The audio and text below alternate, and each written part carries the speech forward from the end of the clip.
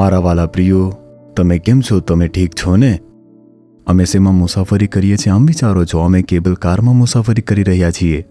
Europe ખંડની અંદર ઓસ્ટ્રિયા નામનો દેશ આવેલો છે ને, જર્મનીની દક્ષિણમાં આવેલું છે અને ત્યાં જ આલ્પ્સ પર્વતમાળા છે.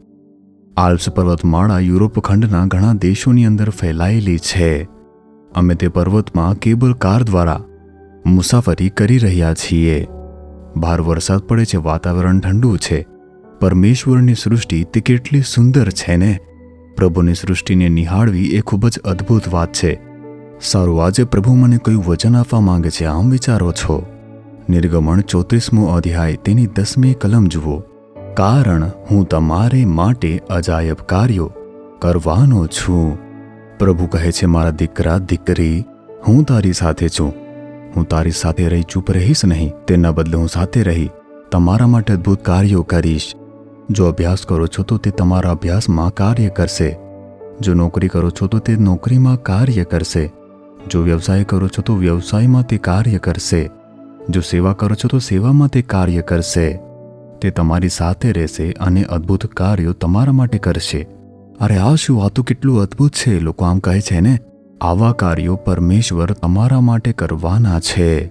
તે તમારા દ્વારા કરવાના છે. તમારા માટે આ કેવી રીતે શક્ય છે? જો લોકો તમને આવી રીતે પૂછે, મારી સાથે રહેનાર જે પરમેશ્વર છે તે મહાન અને અદ્ભુત છે, તેઓ અદ્ભુત કાર્યો કરનાર પરમેશ્વર છે, તમે તે આનંદથી તેમને કહી શકો છો.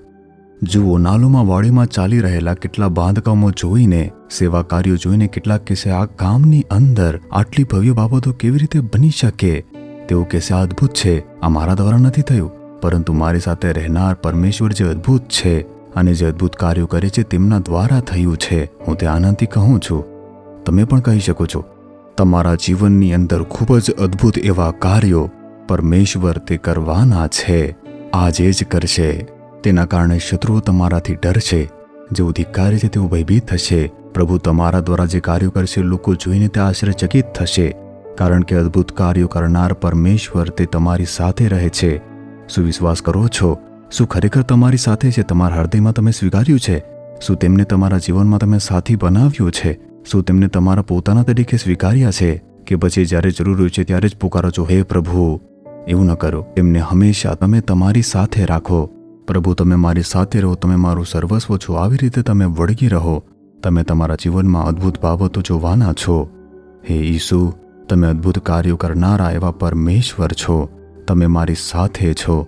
આજે પણ તમે મારી સાથે રહેશો અને મારા માટે અદ્ભુત કાર્યો કરશો. મારા દુશ્મનો અને મને ધિક્કારનારાઓ તેઓ ડરશે અને થરથર કાપશે. એવા અદ્ભુત કાર્યો તમે મારા માટે મારા દ્વારા કરવાના છો. હું વિશ્વાસ કરું છું ઈસુના નામે. Amen, amen. Jesus redeems Gujarati YouTube ચેનલને સબસ્ક્રાઇબ કરો. દરેક નવા કાર્યક્રમની માહિતી મેળવવા માટે બેલ આઇકન પર ક્લિક કરો.